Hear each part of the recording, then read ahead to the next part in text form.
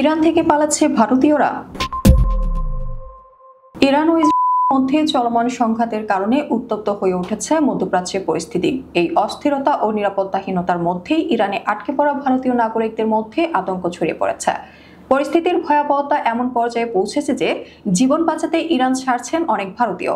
এই প্রেক্ষাপটে অপারেশন সিন্ধু নামে বিশেষ উদ্ধার অভিযান শুরু করেছে ভারত সরকার। ভারতের পররাষ্ট্র মন্ত্রণালয় এক বিবৃতিতে জানিয়েছে, ইরানে অবস্থানরত ভারতীয়দের নিরাপত্তা নিশ্চিত করাই এখন তাদের সর্বোচ্চ অগ্রাধিকার।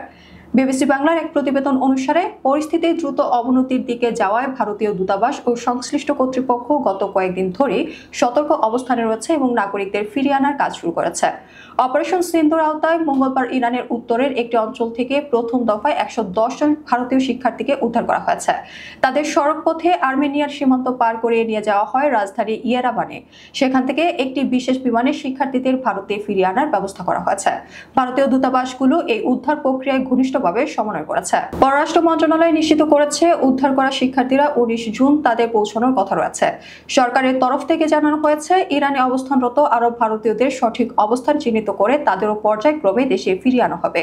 ইরান থেকে ফেরা এক শিক্ষার্থী বলেন, পরিস্থিতি প্রতিনিয়ত খারাপের দিকে যাচ্ছিল। রাত হলেই বোমার শব্দ শুনতাম। আমরা নিজেরাও বুঝতে পারছিলাম না কি ঘটতে যাচ্ছে। এই সময় ভারত সরকারের উদ্ধার মিশন আমাদের জন্য আশীর্বাদ হয়ে আসে। ভারতীয় বিশেষজ্ঞরা বলছেন, ইরান ইসরায়েল সংঘাত কেবল দুই দেশের মধ্যে সীমাবদ্ধ নেই। এতে গোটা অঞ্চলের নিরাপত্তা ঝুঁকিতে পড়েছে এবং বিদেশি নাগরিকদের নিরাপত্তা আরো অনিশ্চিত হয়ে উঠেছে। তাই এই সময় ভারতীয়দের ইরান থেকে ফিরিয়ে আনার সিদ্ধান্ত সঠিক। এর আগে ইউক্রেন রাশিয়া যুদ্ধের সময় অপারেশন গঙ্গার মাধ্যমে ভারত হাজার হাজার শিক্ষার্থীকে ফিরিয়ে আনা হয়েছিল।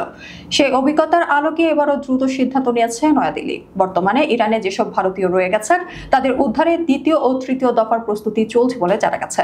ভারতের পররাষ্ট্র মন্ত্রণালয় জানিয়েছে, উদ্ধার প্রক্রিয়া চলাকালীন ভারতীয় নাগরিকদের ভারতীয় দূতাবাসের সঙ্গে নিবিড় যোগাযোগ রাখার অনুরোধ জানানো হয়েছে। সাম্প্রতিক এই উদ্যোগে ভারত সরকারের সক্রিয় কূটনৈতিক তৎপরতার একটি পরিষ্কার উদাহরণ।